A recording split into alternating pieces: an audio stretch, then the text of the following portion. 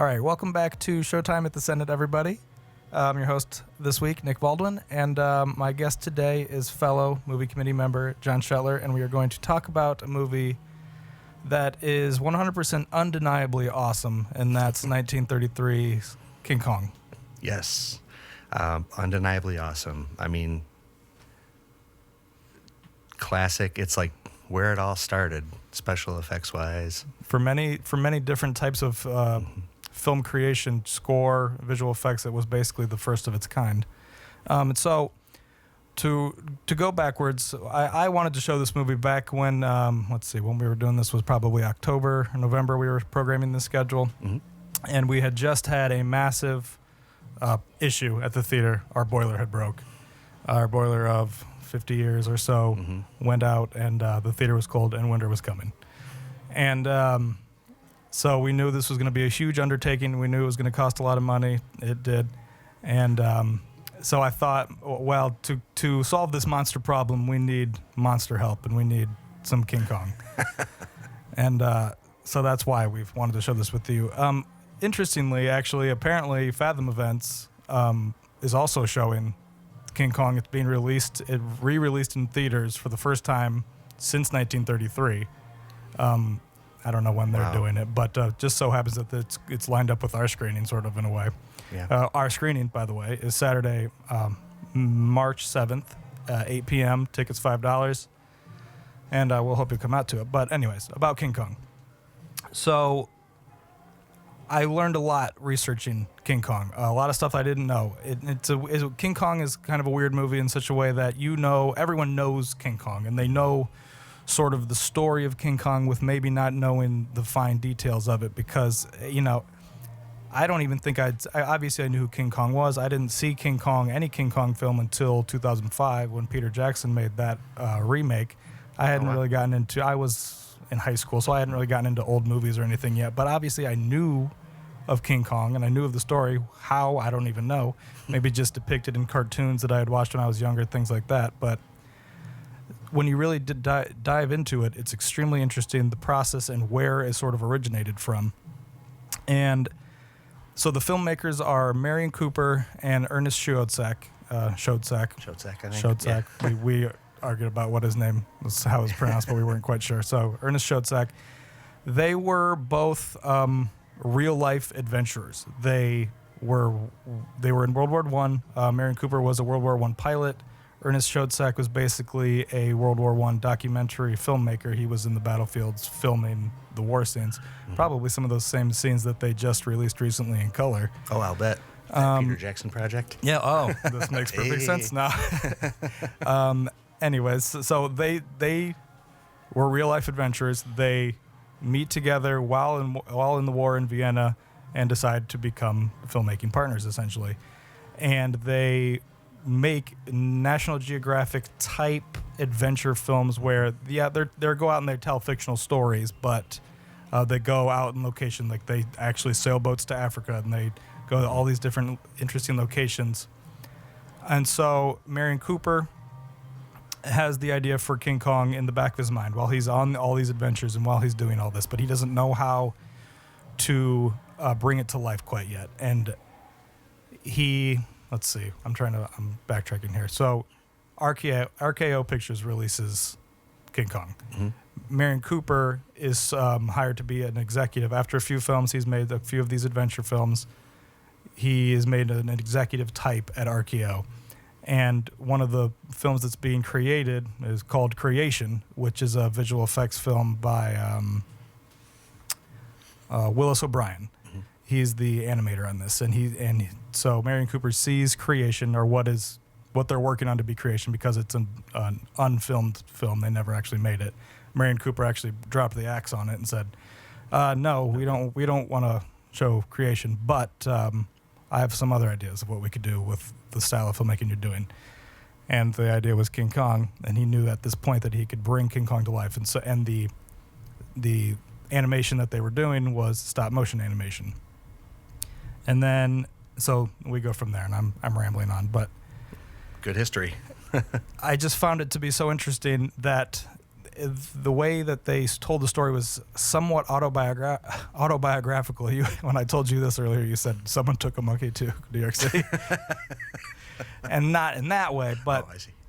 in the way that, so Merian Cooper, one of the filmmakers, is essentially Carl Denham in the film. He is that style of person, and he is that filmmaker, and that is exactly the kind of, certainly before they meet Kong on the island, all of that adventure type of storytelling and artistry that leads up to meeting Kong is his personality. Mm-hmm. Driscoll, the guy on the boat, is Ernest Schoedsack's alter ego, essentially. And then even Fay Wray is sort of based off of Ruby Rose, Ruby Rose is one of the screenwriters. There was a whole bunch of different screenwriters on the film. Mm-hmm. And one of them had died, and one of them didn't want to work on it anymore. And eventually it landed in the lap of Ruby Rose, who was Ernest Schoedsack's wife. So she's a sort of, in many ways, like a pioneer woman filmmaker. And she sort of inserts herself into the story as a sort of the romance to their, completed triangle of these characters. Mm-hmm. And I don't know. I just couldn't believe that the term autobiographical could be used to describe King Kong. Yeah, that's why I was so confused. Yeah, it's got a hell of a backstory to how it came to be. Very unconventional, of course. Mm-hmm. It's a studio film, major studio, but the origins are just really unexpected. It's just, that's not how films came to pass in those days, and mm-hmm. Established director. This, I guess, this from the beginning was most likely viewed as a prestige picture. This was going to be like a major release. Mm-hmm. Back then, they would make their line of B films as well, that were kind of just cranking them out the bottom half of a double feature bill. But this wasn't going to be that. It was going to be a nicely budgeted, high-end vehicle for RKO. So they really had a lot of confidence in the product or the idea they were going to film, and that, I don't know, that's interesting to me. Although in the past, this isn't the very first, of course, film to use stop motion with I don't know what you'd say, live action features, right. Non-hand drawn, right? Like The Lost World from 1925 mm-hmm. has a similar style of stop motion with dinosaurs, and I believe that's also a Willis O Brian. I think you're right. Yeah. I can't remember if that was Universal or who put that out, but yeah, he that's the genesis. I mean, essentially, it's almost as clean as King Kong looks, mm-hmm. But yeah, it's just a very unconventional kind of groundwork for how this thing came to be.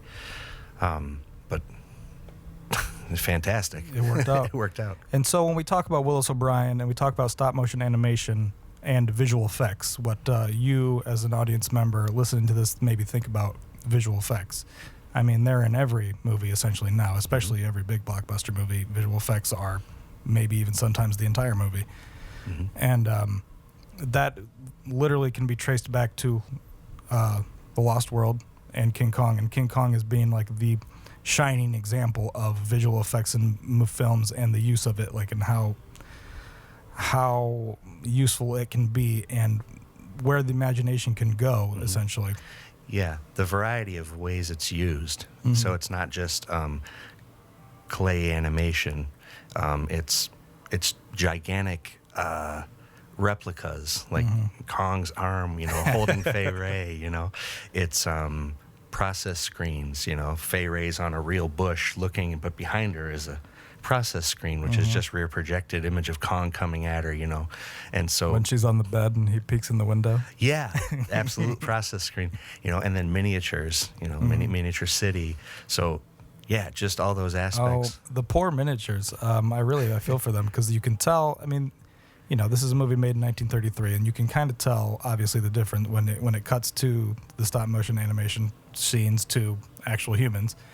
and they are mostly prominent when King Kong or the other creatures on the island kill humans. Mhm. Yeah. And these poor miniatures are just thrown about, eaten. Oh, the miniature humans? Yeah. Yeah. I was watching it again recently. I was surprised how violent it was, actually. Yeah.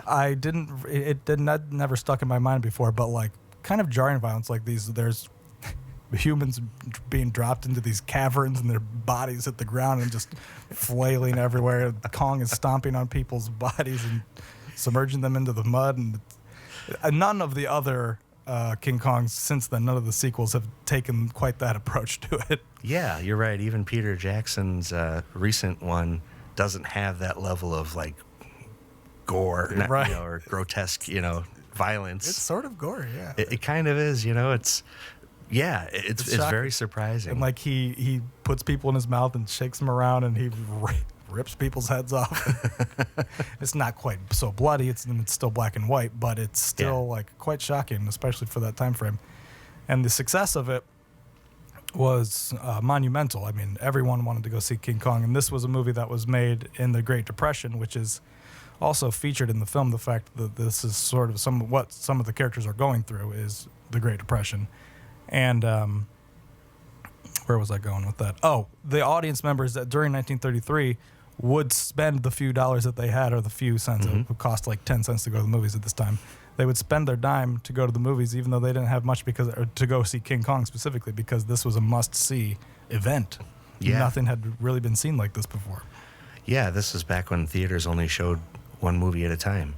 Mm-hmm. A lot of, actually, yeah, I don't know when the multiplex first came to be, but I'm sure it wasn't the 30s. Oh. And so, yeah, this was the movie that was showing in your town, and you would go see that movie more than once, Mm-hmm. a lot of times.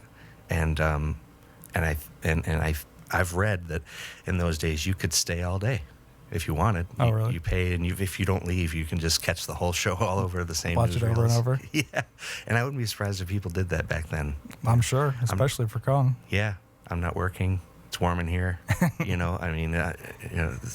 Why not? And what a great escape.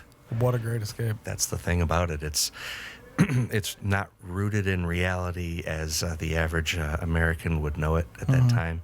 And so, just like everything else in the movies, Fred and Ginger, going off to these like exotic locations and dancing and stuff. King Kong was another escape, even though it's got the horror element to it.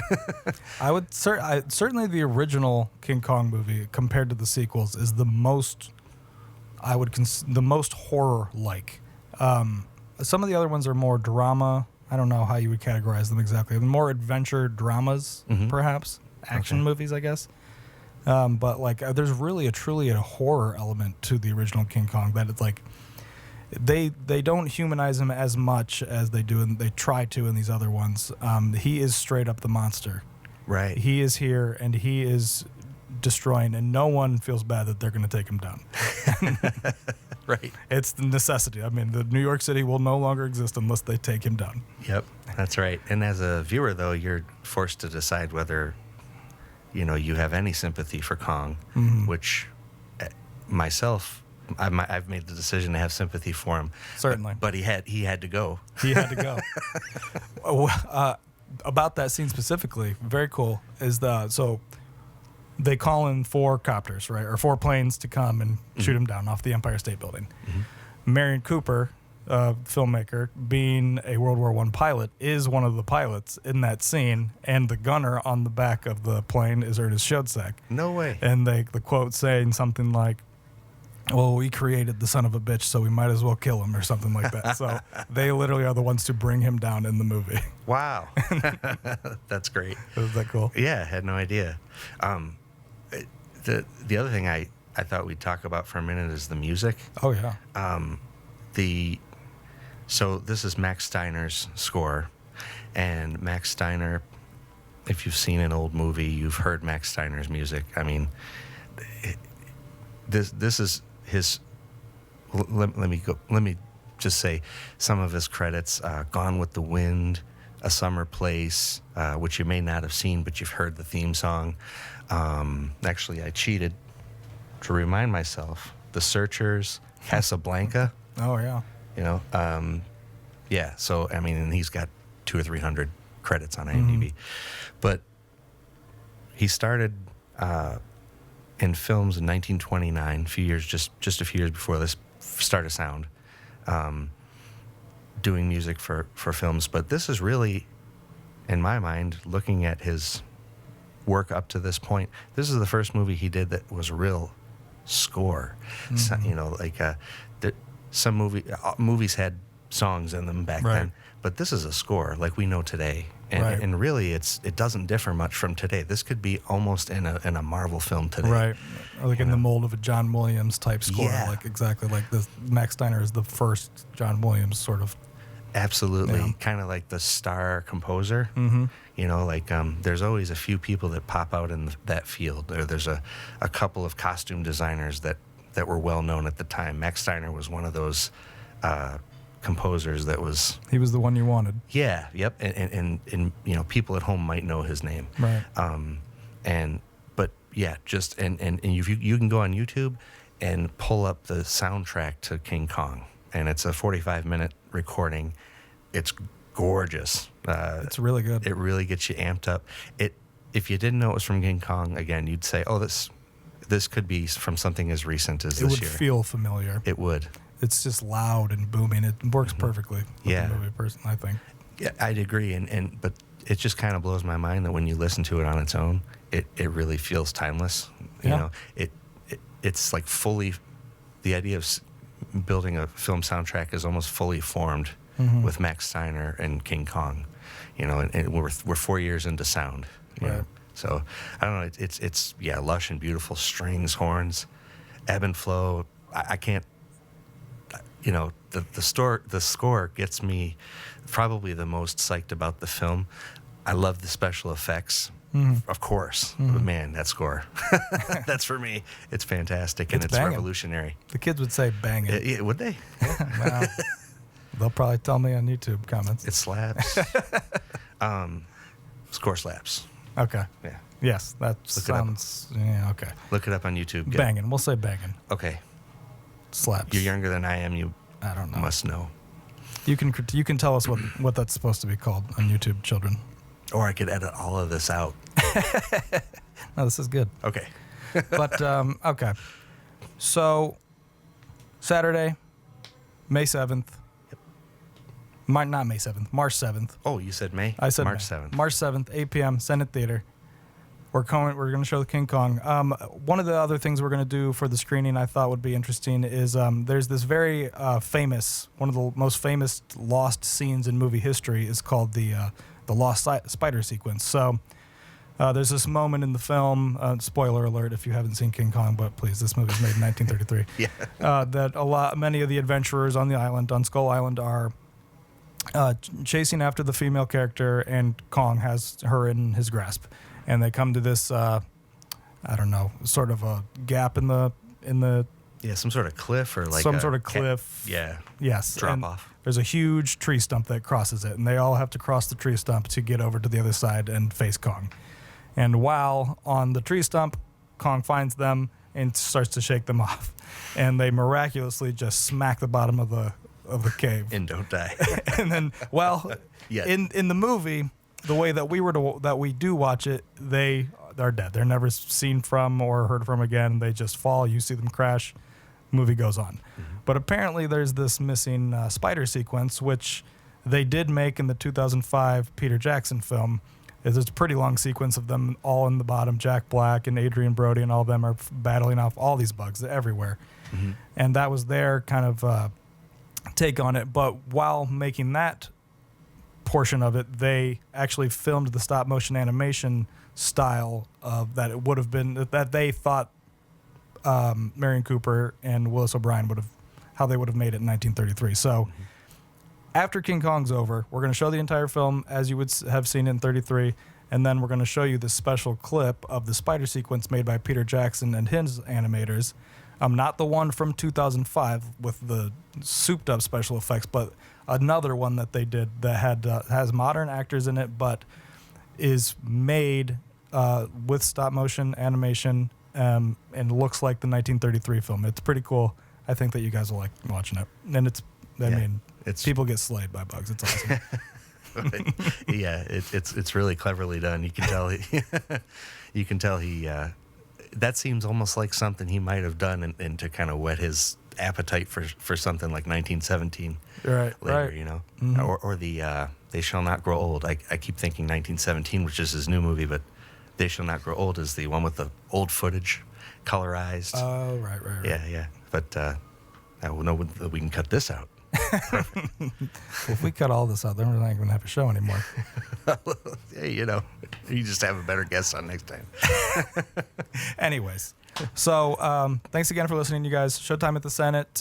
Follow us on YouTube. We're all over all the podcast places now. Google Podcast, Apple Podcast, Spotify, Anchor. Basically anywhere you can find podcasts, we're there now. Videos are on YouTube. Check us out on Facebook, Instagram. Follow all the pages. And then come see us on March 7th. March 7th. 8 p.m. Yep, doors at 7, movies at 8. We have an organ overture from 7:30 to 8. Mm-hmm. And then you'll be able to see Kong, Yeah. the eighth wonder of the world.